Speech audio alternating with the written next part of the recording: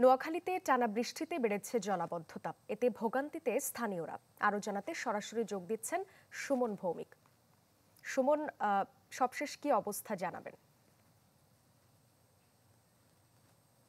সাদিয়া, আসলে গত ১.৫ মাসে ৩বারই কিন্তু বৃষ্টি হয়েছে। অর্থাৎ গত মাসে যখন প্রথম দিকে বৃষ্টি হয় টানা ৩ দিন ছিল, ১৮ তারিখ থেকেও প্রায় ৪ দিনের মতো বৃষ্টি ছিল এবং গত শুক্রবার এবং শনিবার ২ দিন বৃষ্টি হওয়ার কারণে কিন্তু জলাবদ্ধতার পানি যতটুকু কমেছিল গত কিছুদিনে, সেটি কিন্তু অনেকটা বেড়ে গেছে। আবার এর মধ্যে নোয়াখালী যে সদর উপজেলা রয়েছে এবং বেগমগঞ্জ, সেনবাগ, সোনাইমুড়ি, চাটখিল সহ কবিরার কিছু অংশ, সেগুলো কিন্তু আপনার পানিতে আবার নিমজ্জিত হয়েছে। অর্থাৎ আমরা গত কিছুদিন আগেও জানাচ্ছিলাম যে নোয়াখালীতে প্রায় ২১ লাখ মানুষ পানিবন্দী হয়েছিল, যখন মধ্যখানে ১০ থেকে ১২ দিনের মতো বৃষ্টি হচ্ছিল না বা যখন রোদ ছিল তখন পানি কিছুটা কমেছে।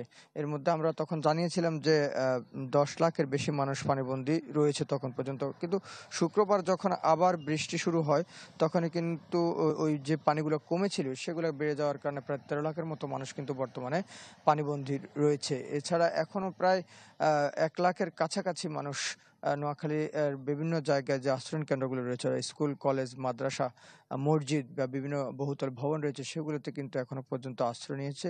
সে অর্থে আসলে গত কয়েকদিনের যেহেতু বৃষ্টি কমেছিল, সেক্ষেত্রে যেভাবে ত্রাণ দেওয়ার কথা, সে ত্রাণ কিন্তু এখন ওইভাবে দেওয়া হচ্ছে না। একের সঙ্গে যে পুনর্বাসনের বিষয়টি, সেটিও কিন্তু এখনো পর্যন্ত প্রশাসনের দিক থেকে সেরকম কোনো উদ্যোগ নিতে আমরা দেখিনি। অথচ এখনো অনেক মানুষ পানিবন্দী রয়েছে বা অনেকের ঘর এখনো পর্যন্ত যে নিচের অংশ সবগুলো ধসে পড়েছে। সব মিলিয়ে আসলে দুর্ভোগটা বেড়েছে বলা চলে। সাদিয়া, ধন্যবাদ সুমন।